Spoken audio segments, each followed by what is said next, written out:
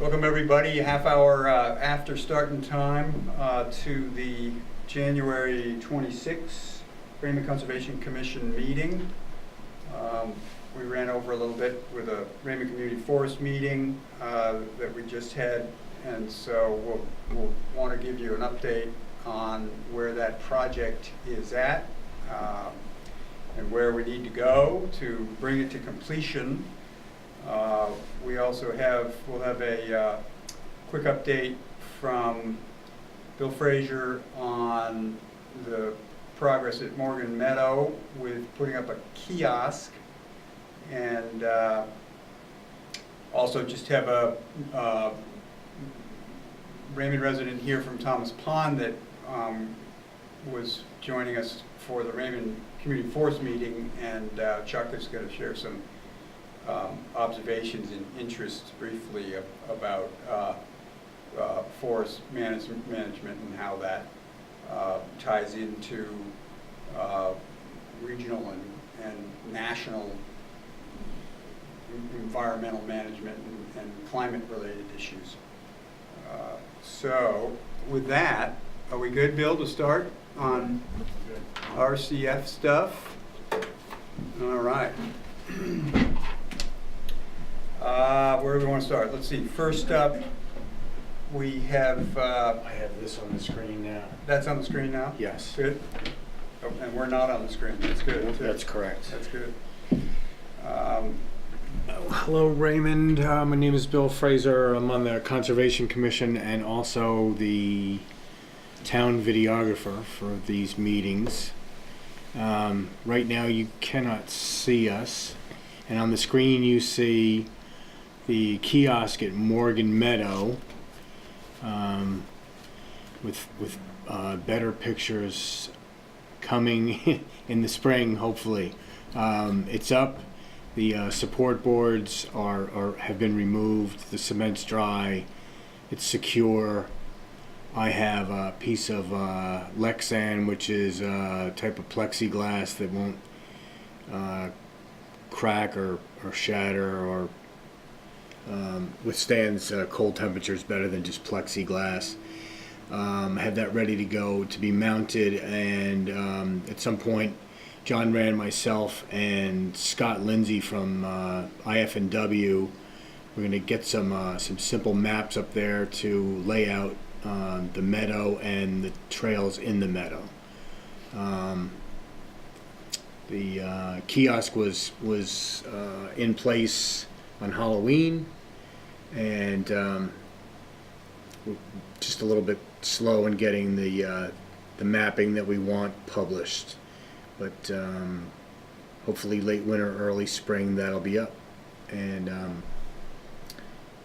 the feedback that I've got is everyone's pleased and looks good. And hopefully Morgan Meadow will get some more hiking and snowshoeing and other non-motorized activity because of the kiosk. And Bill, the location of the kiosk is in the parking lot off Egypt Road? Right. It's on Egypt. Going towards Gray, just before you get to the Gray line on the left. It's at the trailhead? Yes, at the Morgan Meadow trailhead, right. Parking lot. There's a fire lane there, I'm not sure, or a logging road. There's a small parking area. It holds 4 to 6 vehicles, depending on how you park and how big the vehicles are. And it's a great hike. It's great for families. Hiking, peace and quiet, snowshoeing, probably cross-country skiing, hunting, in season. Bicycling. So probably some Great good mountain bicycling trails in there. Yeah, it's an excellent resource. Do we know if it got plowed out? I thought I saw it was plowed out the other When day you for buy the it? first time. It was a light storm, but it looked like it had because that's something we've talked about before. And Yeah, I have not been by there since the storm. But that was When you the mentioned snowshoeing, it just triggered a thought in my mind. Right. People have actually been able to park in there. the intent was to plow To it, plow to it, keep yeah. it clear in the winter, so we can use it for the winter activities. Winter sports. We were able, Bill, to use some funds from the Jack Spiegel Endowment, is that right? That's to correct. put the kiosk in, that Yeah. he left $25,000 to the town of Raymond Right. to support this type of thing for the first decade or two. We could use interest from it, I Right. think is how it was, is that right? And a rough estimate is of the interest accrued on the money that Jack left. This kiosk is about 10%, probably a little less than 10% of only the interest Of the interest accrued. that's been Right. accrued? So So the we- principal hasn't even been touched. Yeah, Right. yeah, That's correct. correct.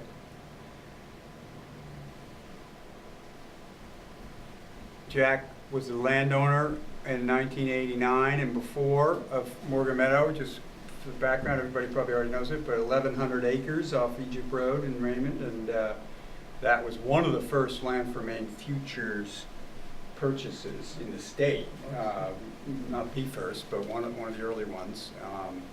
And the Raymond Conservation Commission helped out with that and application, and so thanks, Bill, for pushing that through. We'll get some maps up with Scott's input, is that right? That's correct. Yes, Scott is sort of leading the charge on the appropriate mapping because it's IF&W land. Yep. We're sort of bound by criteria that they've set forth. That's fine. But, basically it's going to be a logo and a couple of simple maps delineating the Morgan Meadow area and the trails in it. Not every trail, but the Spiegel Trail, and I think there's one or two unmarked trails that are easily identified once you start hiking. Excellent. Well, hope everyone can get out, or those inclined to do some winter explorations in Morgan Meadow. Thanks, Bill, and we'll look forward to seeing the maps up when we get them. You're welcome. Appreciate it. That was a good push to take that one to the finish line. So with that update on the meadow, we'll jump over to the Raymond Community Forest update, where we have a number of activities this past fall. We had a push on fundraising for the project. We recently just submitted Luneco submitted with some help from Raymond a grant for $30,000 to help develop trails on the property when the project comes to completion. We should hear on that grant in the next couple months. We also got an update recently on where our funding for the whole project is, which we learned tonight we're 96% of the way there with the funds needed to complete that 350-acre conservation project. What that translates into is about $26,000 remaining to raise by June 30th, I believe, is our extension date for completing the project. We were able to get an extension from the December 31, 2015 date with Hancock Land Company. They were generous enough to push out another 6 months, and that was necessary because of the Land for Maine Futures grant monies being held up in Augusta at the end of 2015. We have learned, as folks have probably seen in the paper, that the governor has authorized, and both the House and the Senate in Maine fully supported issuing those bonds that had been hung up. And so with that, we hope to receive our portion for the Raymond Community Forest project, which is $150,000 from the Land for Maine's Future, and hope that will be forthcoming to move move our project to completion.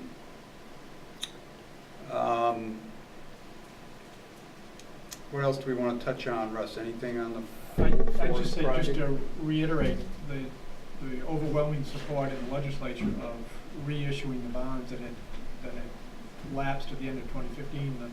There's unanimous vote on both the House and the Senate to reauthorize those bonds for another 5 years that had lapsed. So Yeah. I think that was a wonderful show of support for the whole program from our legislature. Excellent. I thought I had heard that Governor LePage approved a certain amount of money. Well, there were bonds at the end of, that had already been authorized or were being held back, and he allowed those to go forward, but there was another additional $6 million or so in bonds that Right, yeah. had lapsed, and those are the ones that got reauthorized Oh, okay. to go out and be sold Okay. in the That's coming good. months, in the coming, that's over the course of the next 5 years, and about that. But hopefully, some of those will be sold soon enough to support some of these projects that are on up. We just also wanted to add a word of thanks to the residents of Raymond for our own fourth quarter fundraising effort, which brought in $18,000. And so that was a great show of support here in the town and closed our gap significantly. And as I noted earlier, even with the funding from Land for Man Futures, we still have $26,000 to go and have some plans for how to reach out and get us to the finish line. So thanks to all those who contributed, and if you haven't contributed yet, there's still opportunity to dive in there and help out and get us home on this fundraising project. Yep. With just this last $25,000 or so to go. LELT.org. LELT.org. Thank you, Chuck. So it's 25,000 more. I thought I read somewhere we were 16,000 short. No. It's more Today's than number was I- 26,183, but that was Yeah, the lowest, it kind of Moves wavers around, back and yeah. forth, whether some money comes in and then some doesn't actually get. that.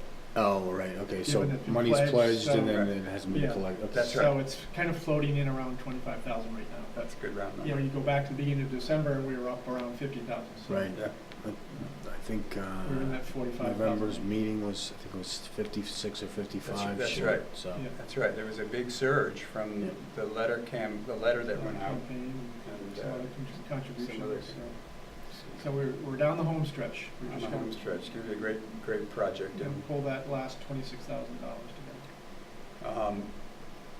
we will hope to get in front of the select board in the coming month, within the next month, to just update the select board on where we are and what some of the plans are going forward, assuming everything closes properly on or before June 30th, in terms of managing the property going forward. So we'll look forward to updating the select board on one of their upcoming meetings, hopefully.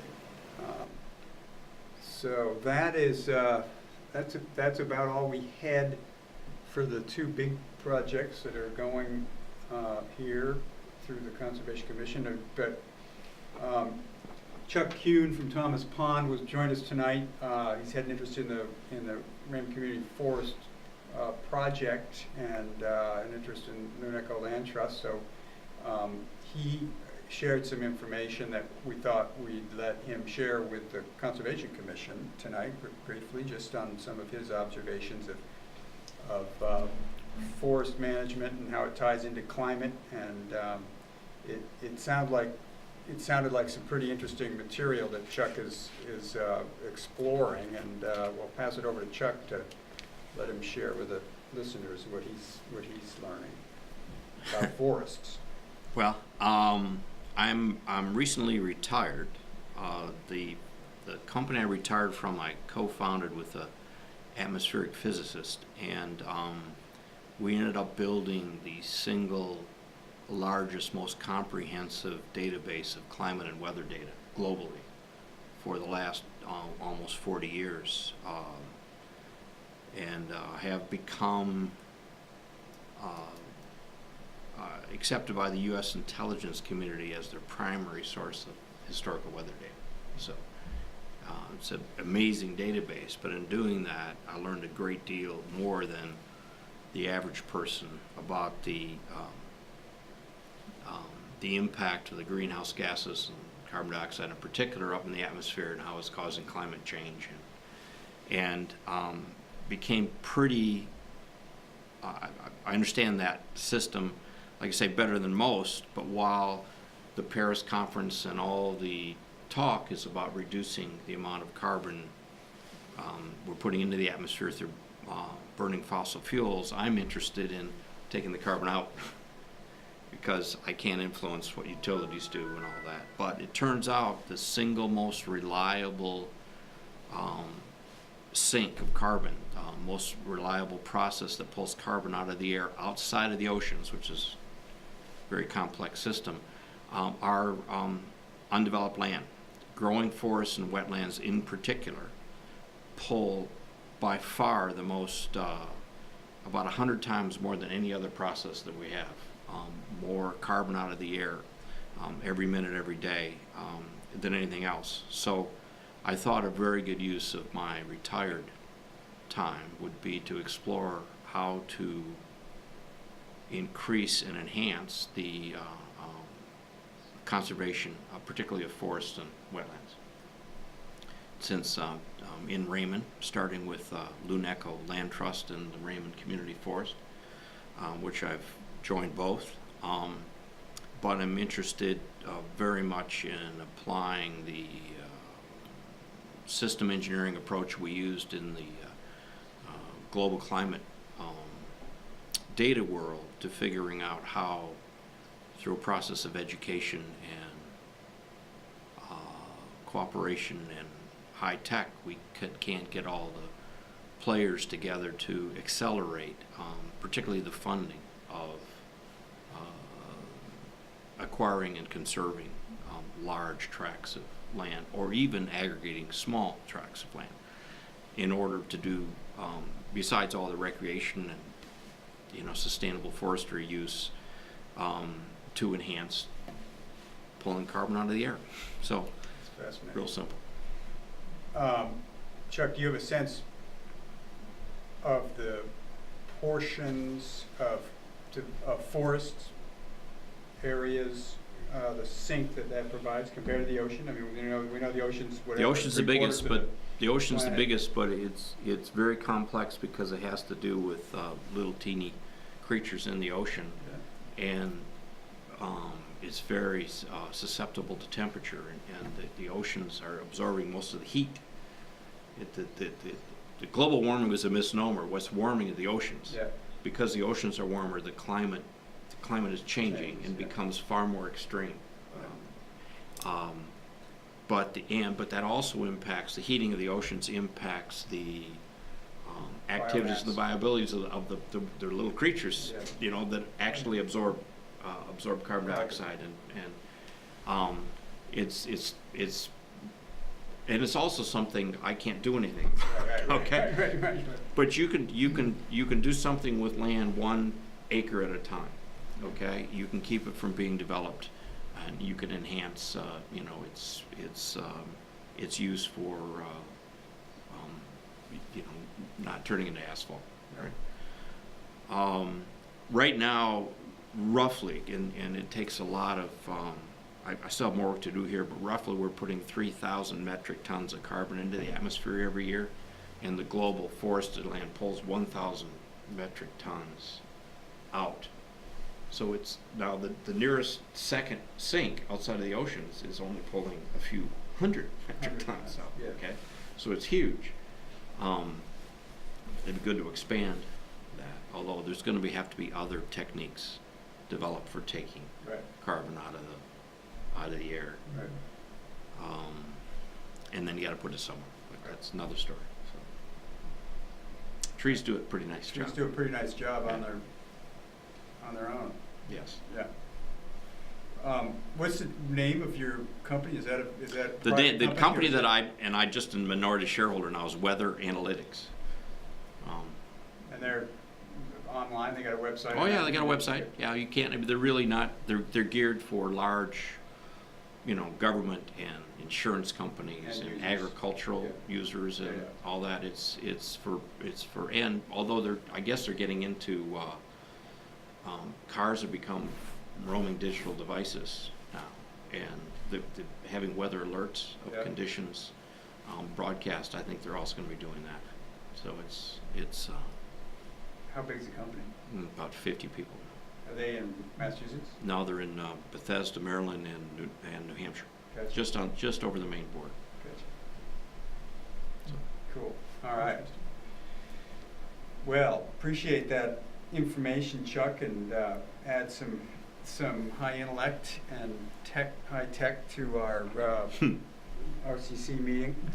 I think we'll call it there unless anyone else has something to add. And we will plan on having another brief meeting at the end of February, which will be, I think, the 23rd is the last Tuesday. Sounds right.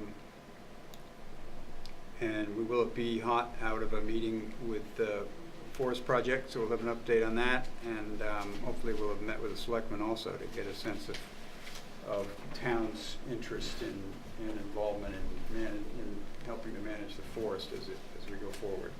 So with that, I guess we're all set. Thanks, folks.